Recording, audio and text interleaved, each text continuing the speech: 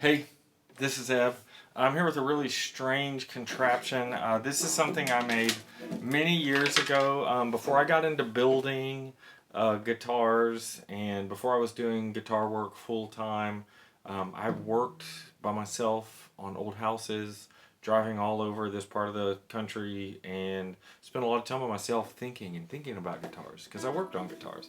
And I was thinking, how do you make a really loud guitar? It's like, well, banjos are loud, but they don't sound good. And I'd played banjo guitars, and I was like, they just don't have the right sound to have a guitar tuning on them, to have a low tuning, which is why I typically put a Nashville high tune on those.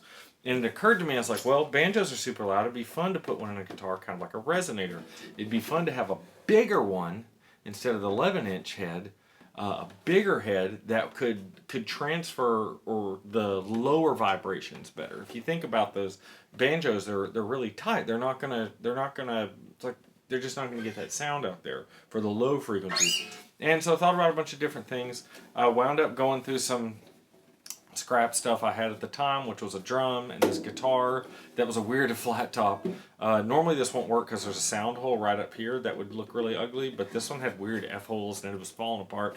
So had an extra drum. I put it in there. One of the ideas I had, I've done some drumming in my life. I don't anymore. I gave it up. But I knew that when you played on a drum, if you hit closer to the middle, makes a lower note. If you hit closer to the outside, makes a higher note. I don't know why that is. Not an expert. Low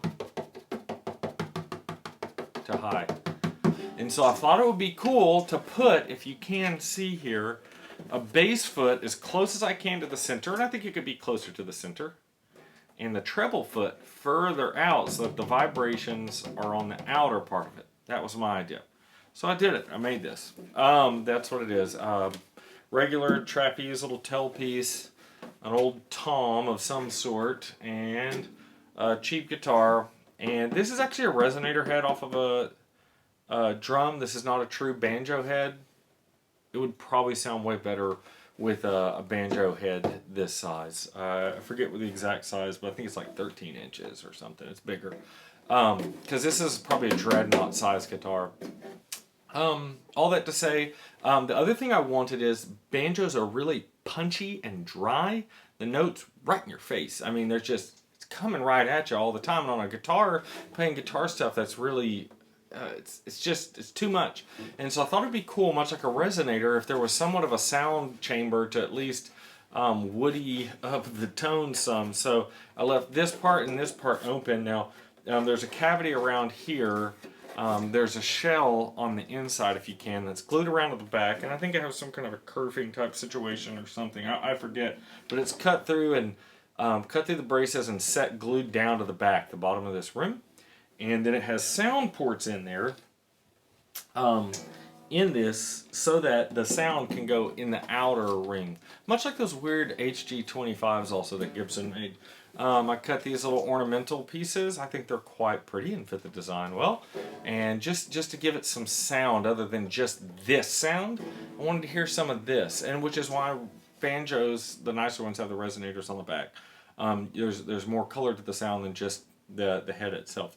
So I did that, and I think the results are really cool. I'm going to give a quick demo. Thank you for listening to all of that. Otherwise, just normal guitar strings is what I want you to consider, is that this is a whole new field of ideas. I haven't seen anything like this before, but things I would change is I would change the neck angle. If I was actually making one, I did not make this. I put these pieces together so that you can have a higher saddle, a higher bridge that would have more downward pressure, and I would play with the strings. I think that could change a lot of the sound, and obviously the head and head tension. There's probably some weird stuff you could do with lower on this side and higher on that side, and of course trying a natural one, trying coated, all the silly things you do with banjo heads. Banjo expert would be helpful on that. So with no further ado, I'm going to give us some sound samples. This one isn't super loud. I think that's where some of that would come into play as far as the different heads.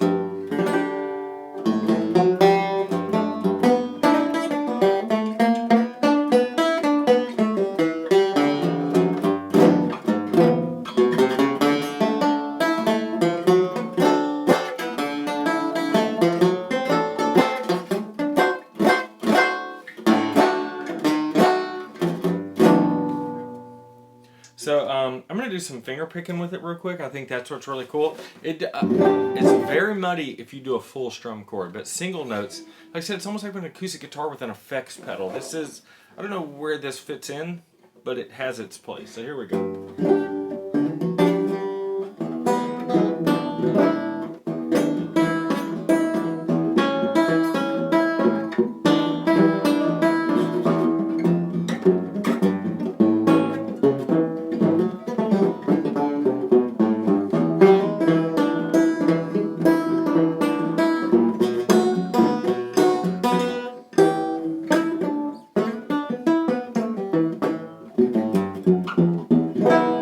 So right now I have the back part of it.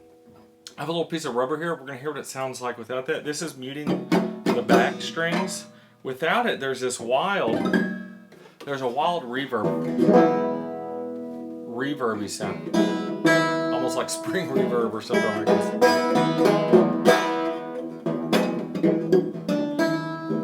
There we go.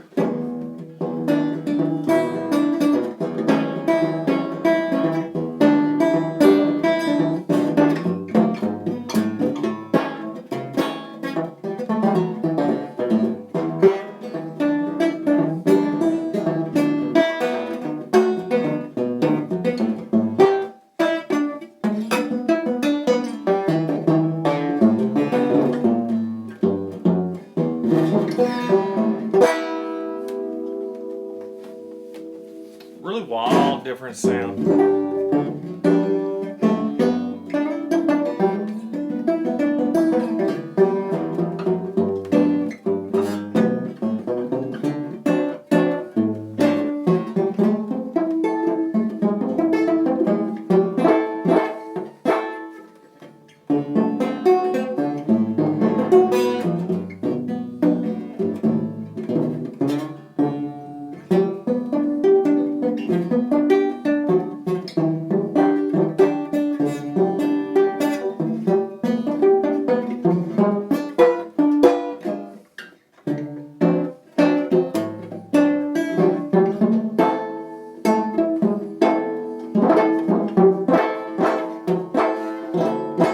Sounds different, of course, as you move around here.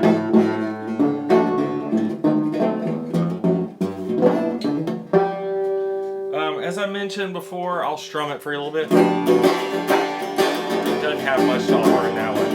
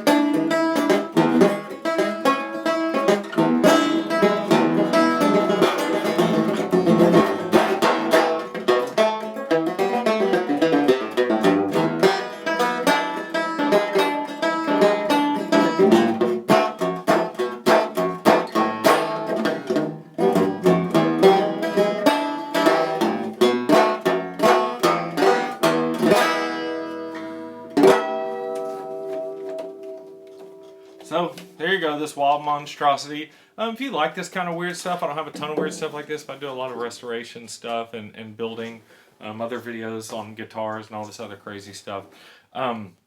Hit that like button, hit that subscribe button, and you'll see more of it. If you think somebody else would find this interesting, I guarantee